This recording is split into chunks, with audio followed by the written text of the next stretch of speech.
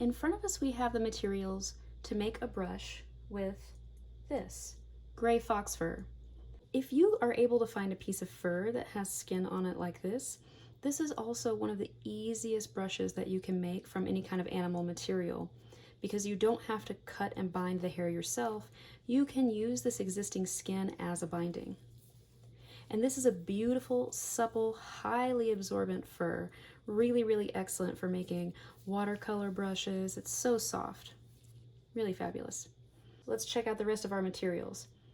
Besides this gray fox fur, I have a stick, which I have partly prepared by carving a notch into, as you can see here. And the way that I've done that is just to take any kind of a sharp knife, and you want to saw into the stick from the side gradually, and then saw down from the top, and it'll create an L-shaped notch, which you can then deepen or widen if you want with more progressive whittling, like so. We're not quite done with the prep on this, but we'll get to that in 1 second. I also have my multi-tool, or a very sharp knife. Even a super sharp kitchen knife or pocket knife will do. A pair of scissors in case I decide I want to do some trimming here. A little piece of aluminum can that has been cut for a metal ferrule. You can cut this with almost any pair of household scissors because aluminum cans are so thin these days.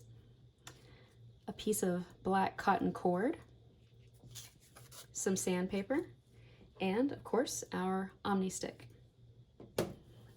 All right, first things first. This stick is really highly textured. It looks lovely, but it probably isn't terribly comfortable to hold over the term of making a painting or a drawing. So the first thing that I'm going to do is whittle away a little bit of the bark.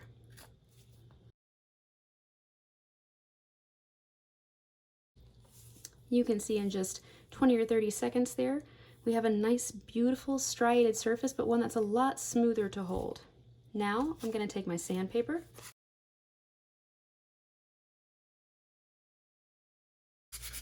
and as I'm sanding, you can see I'm also smoothing that rough edge of the bark into the part that I whittled away, so there's no jagged edge there. Oh, and look, I just realized I wasn't paying attention. This is the end that I was going to use to put the brush on, so that's okay. I'll turn over right here on this end, and I'll also carve away this end, which is where I would be holding it.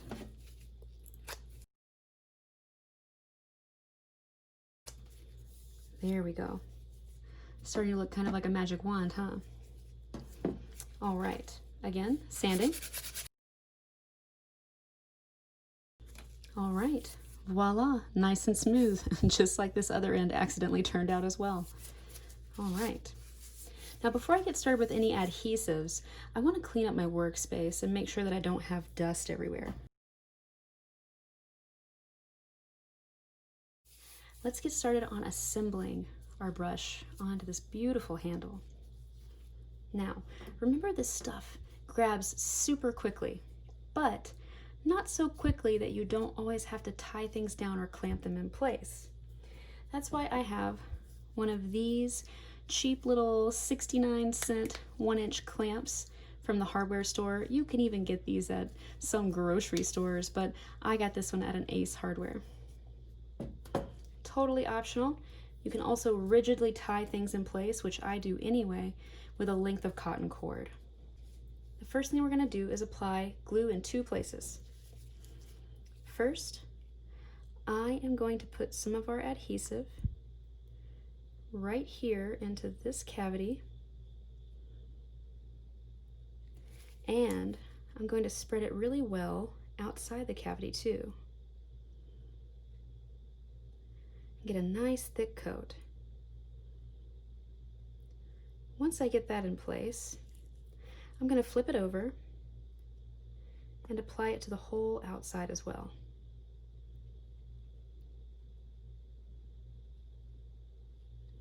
Awesome. And now, just to be safe,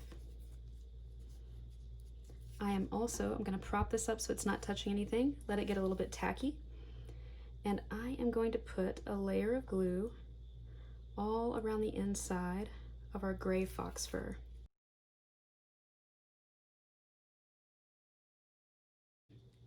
Okay, now that I've got that on, very quickly I am going to apply with the flat side down, like so,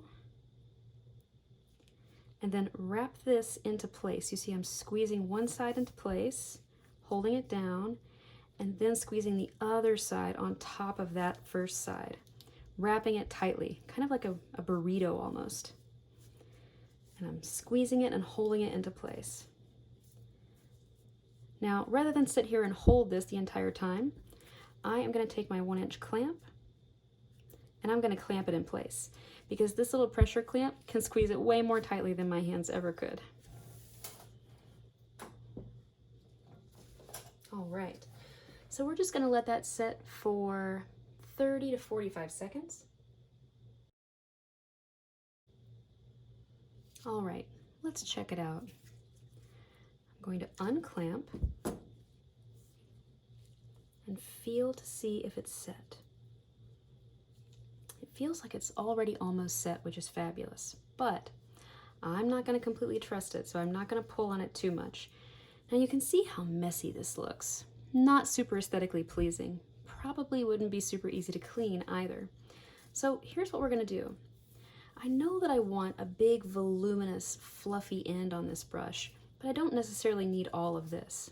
So I am going to demarcate, to divide the areas that I don't want from the areas that I do want. So first I'm going to groom the brush in an upward motion, like so.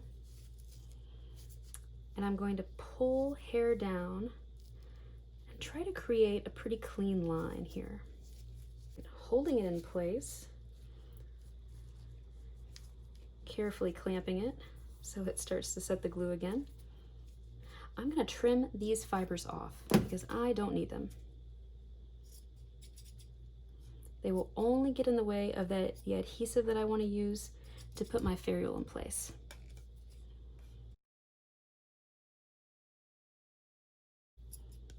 There we go. Now, once the brush has a pretty decent haircut, we will be ready to begin wrapping it tightly so it can dry in place even more effectively. So I'm just gonna make sure, once again, that this is nice and tight. I might reopen it just a little bit to make sure. So I'm stretching and pulling around and squeezing that back in place, like so. Now, once we have a pretty clean area to wrap, what we want to do is prepare our string. I'm just going to brush this excess hair out of the way a bit. Getting the string nice and tight is going to be key to the longevity of this brush. So I want to begin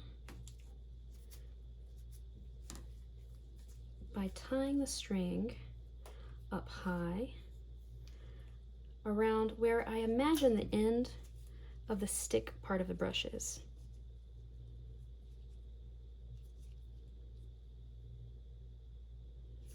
And cinching it in place, nice and tight as you possibly can. Now, this cotton thread, even though it's not waxed, holds tension really nicely. I'm going to make a second knot just as tight right on top of that first knot and cinch it down tightly. That's going to help to hold all of this in place. See? Nice and tight. Excellent. Now that I have this in place, I can make some more confident cuts right around the base here to clean up excess fur one more time. Now, for a little extra integrity, I am going to break out the Aleene's Quick Dry Tacky Glue. This doesn't have to set the entire brush head in place the way that we needed a quick grab before. This is more about helping adhesion of the string to the base here.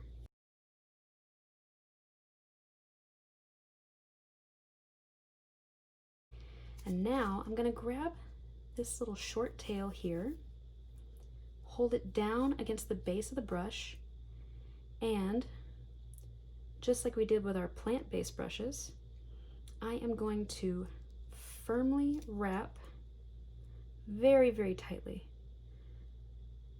pulling with quite a bit of force.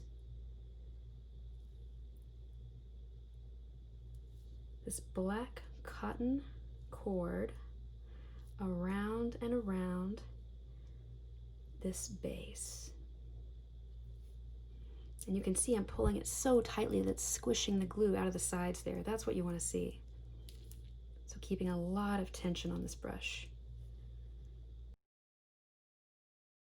And then once you get to the base of where the fiber and the skin is, that's when it's time to tie this off. So I'm going to lay this down here. And this is another time when it really helps to have 4 hands if you have a friend, because you want to keep tension on here as much as possible, but you can do it on your own. And tie a knot like so. And then one more right on top of it.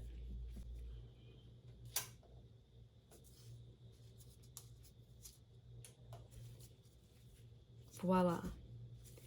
Now this looks terrible and messy, but don't be afraid, we're not done yet. Once we have that tied off, we are going to snip off our excess cotton cord there, smooth our fingers around to smooth out any extra glue, and there will be quite a bit of it. And we're going to push the string up, and it may not move at all, and if it doesn't, that's okay. But just in case, pushing that string up, that cotton cord up, will help you get out any loose spots that might be hiding in there. There we go. So the metal ferrule is one way that you can go. There's also the option of using cloth as a ferrule. And I think aesthetically, that might look much nicer here. So what I'm gonna do is lay my brush down and sort of visually just measure where that string ends. And I'm gonna estimate about how much I need, how far around it will wrap.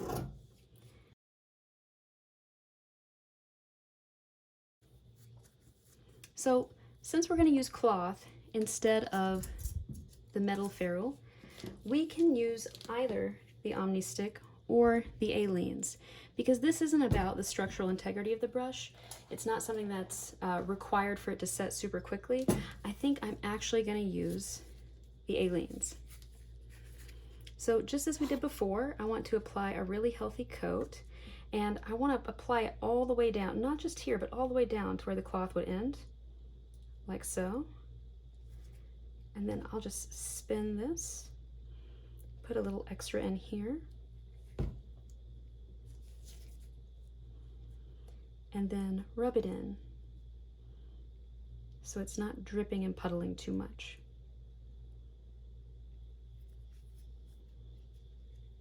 Once I have a nice, relatively even coat all the way around, I will pick up my little piece of linen and I will lay it on the underside of the brush like so,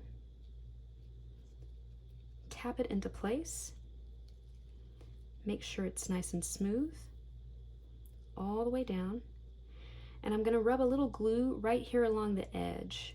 That will keep the fibers from fraying. And then, pulling with just a bit of tension, not too much, I'm going to wrap it all the way around, like so.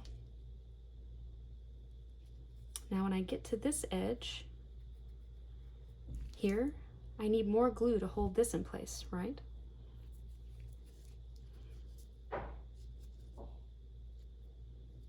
So that's what I'll do. Add a little more glue.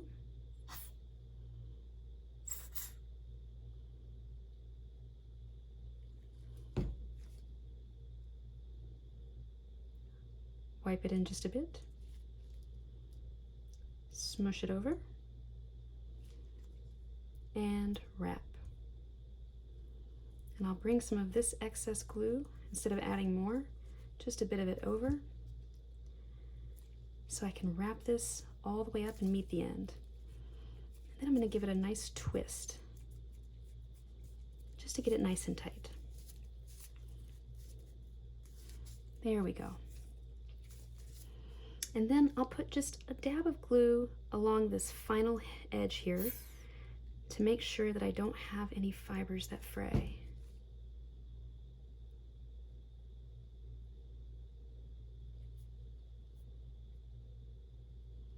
And any fibers that are already fraying, I'll tuck up right to the edge there and just press them in.